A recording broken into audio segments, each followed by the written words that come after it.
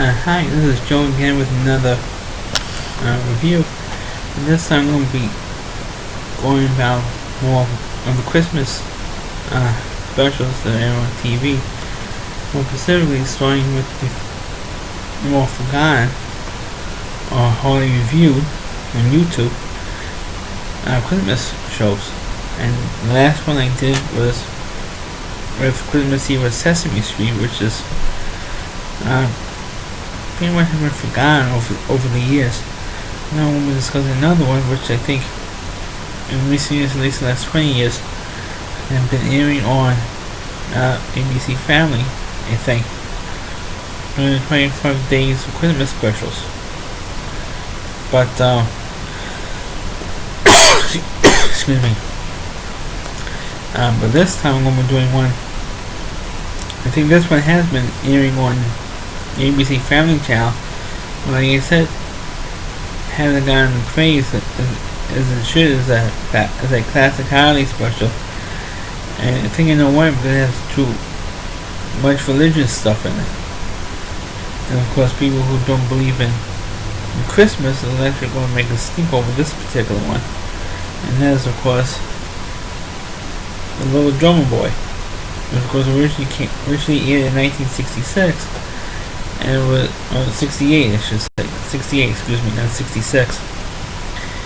It was 1968, and it was made by Rankin and Bass, who of course were the kings of the Christmas specials. Of course, they also made animated cartoons, but this is like stop motion animation. The same type of animation that was used in Rudolph the Red-Nosed Reindeer. And You Without Santa Claus and Santa Claus is Coming to Town. It's the same animation, same company made this particular special. And this is definitely the shortest one of that bunch. And this is only a 3-minute special. And it's basically tells a story about this little orphan boy named Aaron, who, in his adventures, stumbles upon the birth of Christ. And the Christ story. And it's pretty much it's a simple story. It's not really, they didn't have all that many great songs and stuff, except of course the famous Little Drummer Boy song, which is you don't hear it to maybe the end.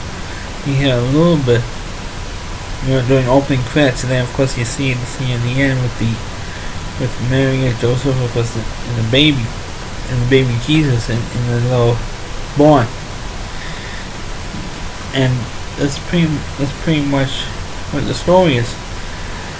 And of course the backstory was that Aaron was of course the main character, doesn't trust humans, or hates humans, because just before they were killed by humans for some reason.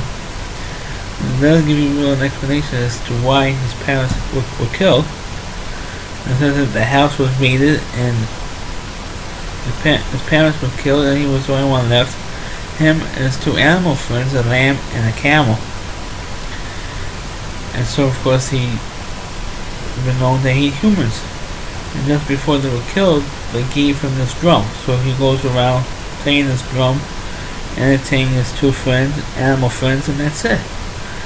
And then he gets kidnapped by this traveling band of performers, and he was forced to perform. So look, I let you go as long as if you perform, you make money. If you don't, you're gone. And of course he did perform a little bit, and then of course he got kicked out, and he ran into the 3 kings, the 3 wise men, and he said, "Oh, what are you doing?" Instead of following the star. And actually, of course, it was a star that led him to Bethlehem and the birth of Jesus.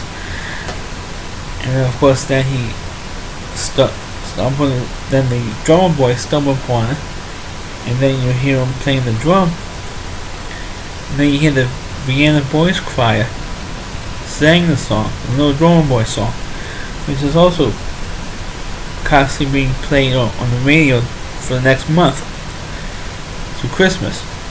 So it's pretty much basically the story of the Little Drummer Boy And for some reason, before the holiday special, this is one of my mother's, my late mother's favorites. Is this one. And so when, I saw that this particular one was put on sale, I went out and I bought the DVD. And she only got to see it like once or twice before she passed away. So which is kind of sad. It's always bothered me that I bought this DVD for my mother and she's not around anymore to enjoy it. But this is still one of the better holiday specials, and it's totally forgotten and not praised and not in enough. I can't even remember the last time that this special aired on regular television. I'm not talking about cable. I'm talking about regular broadcast network television. And just because it's on cable, I don't count cable TV as regular television. And so this show should be on regular TV, but I don't think it will be on regular television anymore because it's too religious. So that's my review of the little drummer boy. It's a short video, not even 10 minutes, but I wanted to do at least this one because I feel that's a forgotten Christmas special, because that's what everybody on YouTube does.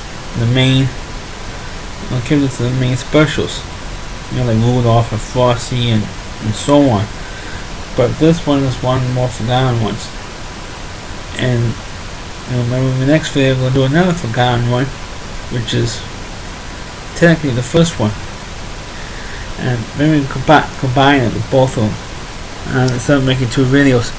The other video on the other special I'm talking about, I'm going to have the video to show you, is actually the very first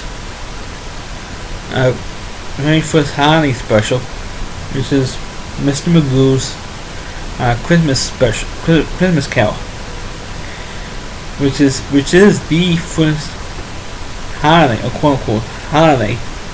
You gotta be politically correct now.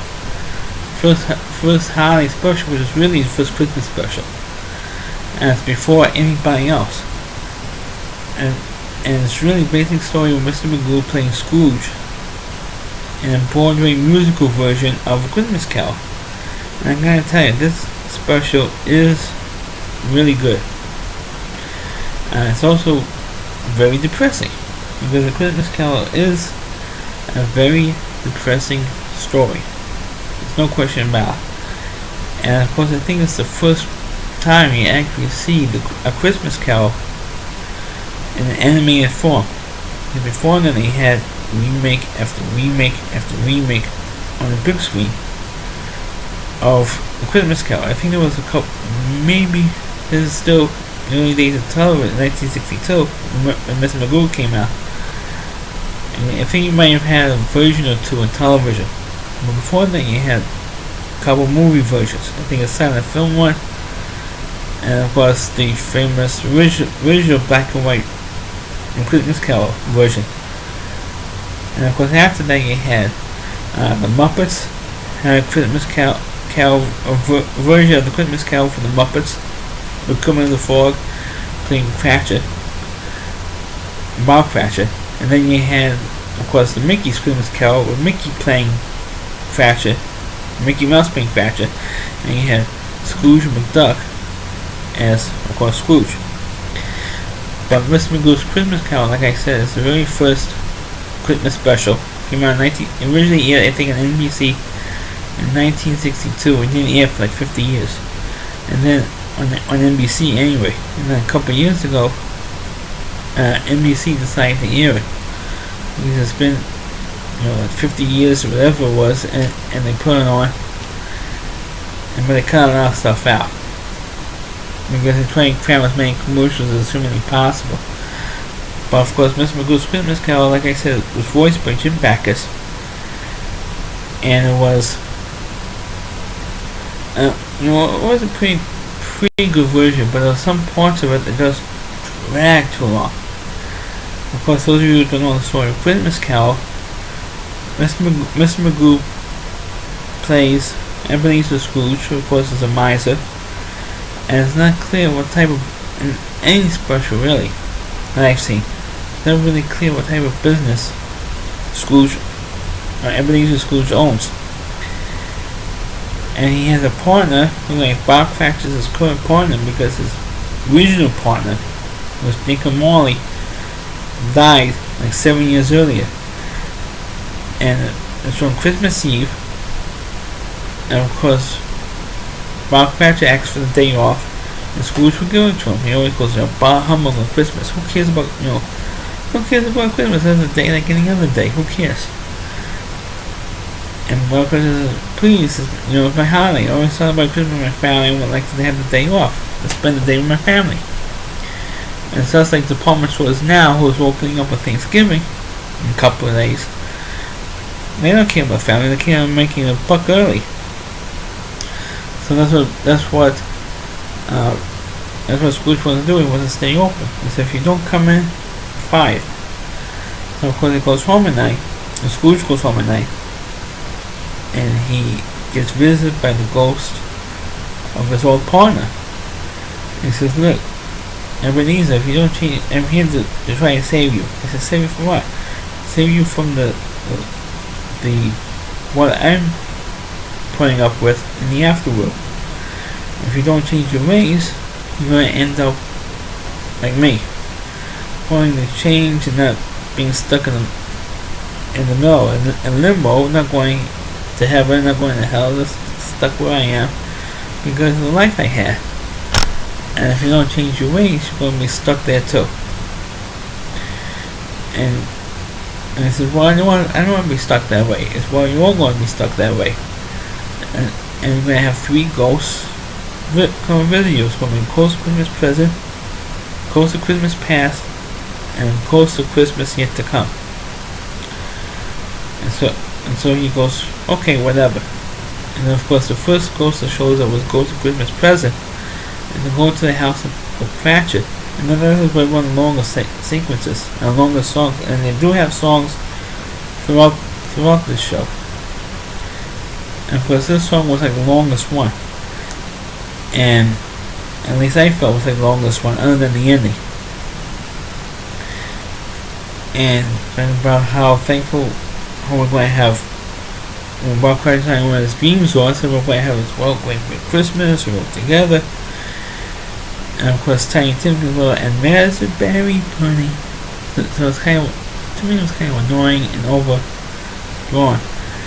And of course, the spirit of Christmas present says to him, look, if these images doesn't change and keeps going the way it is, Tiny Tim is not going to be alive much longer.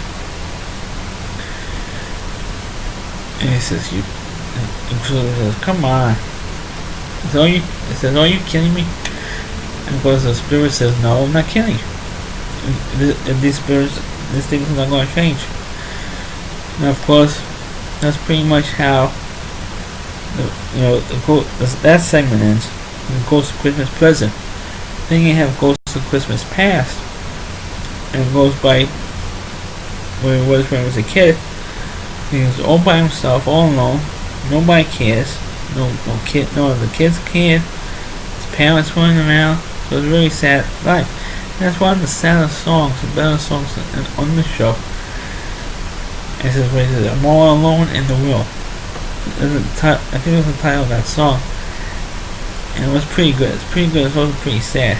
It depresses you like that. And it changes the whole attitude of the whole special. Now the rest of the specials are being possibly a little more positive.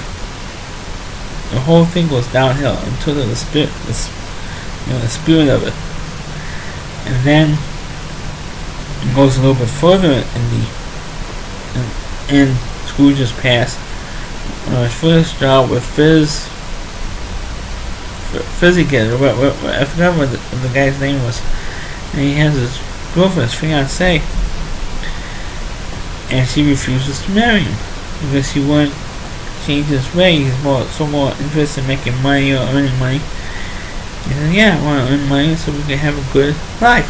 He says, yeah, but you're into it too much. And she sang a song which is also a little bit long. At least for a children's show, it's a little bit long, of a sequence. But also you can tell more what the depressing life Scrooge has.